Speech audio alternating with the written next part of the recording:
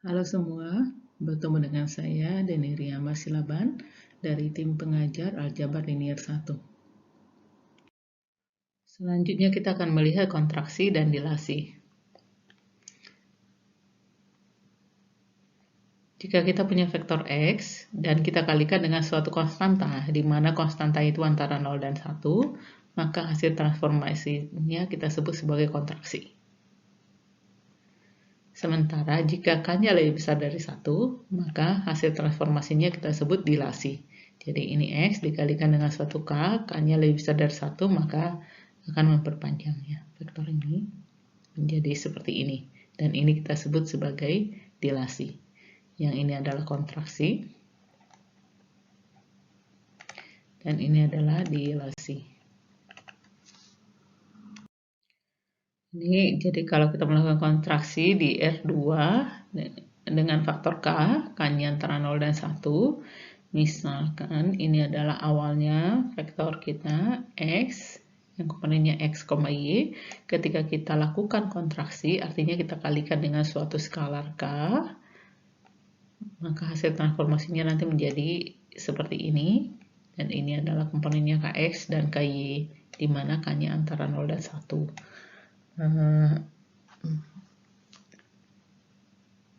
Dan kalau kita melihat ini efeknya pada vektor satuan seperti ini, maka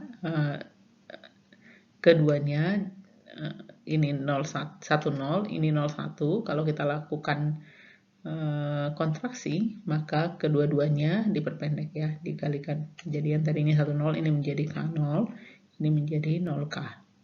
Ya. Demikian juga kalau kita melakukan dilasi dengan faktor K, ya, artinya kita mengalihkan dengan K, K-nya lebih besar dari 1, maka ini X nanti berubah ditransformasi menjadi TX seperti ini. Dengan XY dikalikan menjadi KX dan KY. Dan kalau kita lihat juga kepada vektor satuan E1 dan ini adalah E2, maka kedua-duanya diperpanjang ya. Ini menjadi yang tadinya 10 menjadi K0, K,0, dan yang tadinya 0,1 menjadi 0,K. Sehingga kalau kita lihat baik kita melakukan kontraksi atau dilasi, matriks standarnya sama.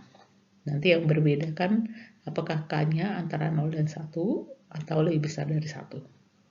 Kalau antara 0 dan 1 kita sebut namanya kontraksi, sementara kalau lebih besar dari 1 kita sebut namanya dilasi. Demikian juga kontraksi dan dilasi di R3 ya. Di R3 nanti dengan faktor K antara 0 dan 1, ini faktor K lebih besar dari 1 sama. Jadi semua komponennya akan dikalikan K. Ya, di sini juga semua komponennya dikalikan oleh K, sehingga matriks standarnya adalah seperti ini. Selanjutnya adalah transformasi kompresi dan ekspansi. Kompresi di R2, ini kita melihat di R2. Kompresi searah dengan sumbu X dengan faktor K di R2, dengan K-nya antara 0 dan kita sebut kompresi jika K-nya antara 0 dan 1, nanti kita sebut dia ekspansi jika K-nya lebih besar dari 1. Gitu. Nah, kalau ini sebenarnya yang kita lakukan adalah mengalihkan faktor K, namun hanya pada komponen yang X ya, karena ini searah dengan sumbu X. Jadi dilakukan kompresi terhadap yang searah dengan sumbu X. Sehingga kalau tadinya ini X dengan komponen X, Y, kita kalikan, kita lakukan kompresi.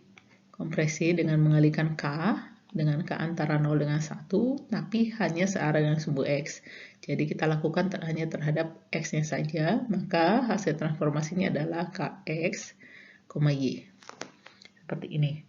Sehingga kalau kita melihat ini terhadap vektor 1, 0 dan 0, 1 atau E1 dan E2, maka nanti yang diperpendek hanya bagian X-nya, sementara Y-nya tetap. Ya, gitu. Sehingga matriksnya nanti adalah sama dengan ini. Itu kalau kompresi. Kalau ekspansi sama saja, namun yang kita K-nya itu lebih besar dari 1 ya. Jadi kalau tadinya ini X, dilakukan ekspansi searah dengan sumbu X dengan faktor K yang K-nya lebih besar dari 1, maka kita peroleh TX-nya seperti ini. Jadi KX Y. Sama, ini ilustrasinya nanti ini akan tetap, yang diperpanjang hanya bagian ini ya, menjadi K,0, sehingga matriksnya juga sama. Yang berbeda adalah nanti apakah K-nya lebih kecil antara 0 dan 1 atau lebih besar dari 1. Hal yang sama, kompresi dan ekspansi juga kita bisa lakukan searah dengan sumbu Y ya. Jadi searah menurut arah sumbu Y dengan nanti kita sebut kompresi jika K-nya antara 0 dan 1 dan ekspansi jika K-nya lebih besar dari 1. Jadi misalnya ini X, kita lakukan kompresi searah dengan sumbu Y, ini adalah sumbu Y dengan K, komponen K, maka X-nya akan tetap, yang berubah adalah komponen Y-nya. Ini adalah hasil transformasinya. Sama ilustrasinya, demikian juga kalau kita lakukan ekspansi, nah ini yang berbeda hanya K-nya lebih besar dari 1, ini ilustrasinya, dan nanti kita akan memperoleh matriks standarnya seperti ini. Jadi yang berubah adalah komponen Y-nya, ya, menjadi dikalikan dengan K. Selanjutnya kita akan melihat pergeseran di R2. Pergeseran bisa dilakukan searah dengan sumbu X, yaitu melakukan transformasi terhadap X, Y menjadi X tambah KY, Y. Kalau kita lihat ini adalah vektor 1, 0 dan ini vektor 0, 1. Kalau kita melakukan pergeseran dengan K lebih besar dari 0, maka ini akan bergeser ya, menjadi K,1. Sementara kalau K-nya kurang dari 0, maka bergeser ke sini. Tetap K,1. Sehingga nanti matriks standarnya menjadi seperti ini. Jadi komponen Y-nya akan tetap, yang berubah adalah komponen X-nya. Sebaliknya, dan kita juga bisa melakukan pergeseran searah dengan sumbu Y. Sama, nanti ini X-nya tetap, yang berubah Y-nya menjadi Y plus KX. Dengan ini ilustrasinya, sama, nanti yang berubah adalah ini. Kalau K-nya lebih besar dari 0, dan ini kalau K-nya kurang dari 0. Dan ini adalah matriks standarnya. Jadi nanti yang tetap adalah Y-nya, yang berubah adalah X. Selanjutnya, proyeksi ortogonal ke garis melalui titik asal. Jadi misalkan ini ada garis L, yaitu suatu garis yang melalui titik asal. Kemudian kita punya vektor X di sini, vektor X, dan kita melakukan proyeksi ortogonal terhadap garis L ini. Ketika melakukan proyeksi ortogonal, maka nanti hasilnya adalah vektor TX. Diproyeksikan terhadap garis L. Ini ortogonal ya. Nah, sekarang bagaimana kita menemukan TX? Nah, kalau kita lihat di sini, T dari S1 nanti akan kita temukan menjadi seperti ini, cos kuadrat X, cos X, sin X, cos X, sementara T dari E2 adalah seperti ini. Sehingga nanti matriks transformasinya adalah seperti ini. Hasilnya adalah seperti ini. Nah, untuk memeriksa, ini nanti bisa lihat detailnya di buku ya. Selanjutnya kita akan melihat refleksi terhadap garis melalui titik asal. Refleksi terhadap garis L yang melalui titik asal. Jadi ini adalah garis L, dia melalui titik asal ya. Ini garisnya. Terus kita misalnya memiliki vektor X di sini, kita melakukan refleksi terhadap garis L. Maka hasilnya adalah H0X. Nah, kita bisa mencari nanti hasil transformasi dari N0 dan S1. Namun, sebenarnya kita bisa memanfaatkan hasil sebelumnya. Ini adalah hasil sebelumnya ketika kita melakukan proyeksi. Jadi kalau ini ada X, tadi kita proyeksi terhadap garis L yang melalui titik asal. Dan tadi hasil proyeksinya adalah TX seperti ini. Dengan matriks ini L membentuk sudut theta ya terhadap sumbu X. Di sini juga sama, L membentuk sudut theta sebesar theta terhadap sumbu X.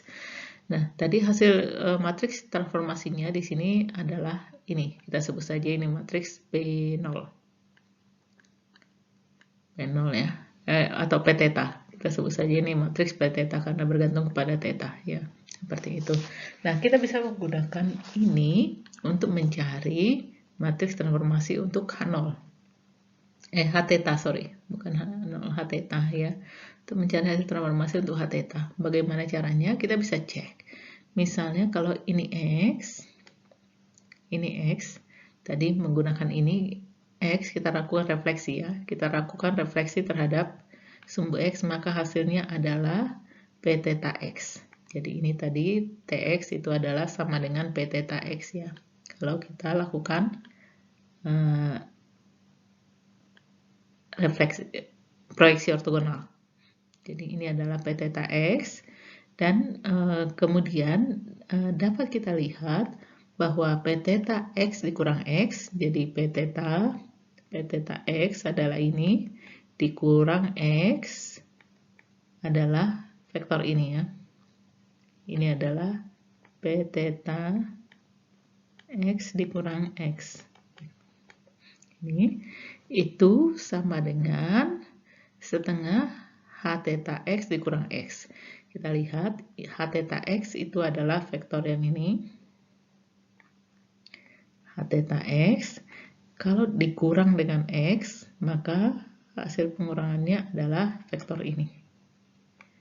Dan kita tahu, kita lihat ini adalah 2 kali dari P theta X dikurang X.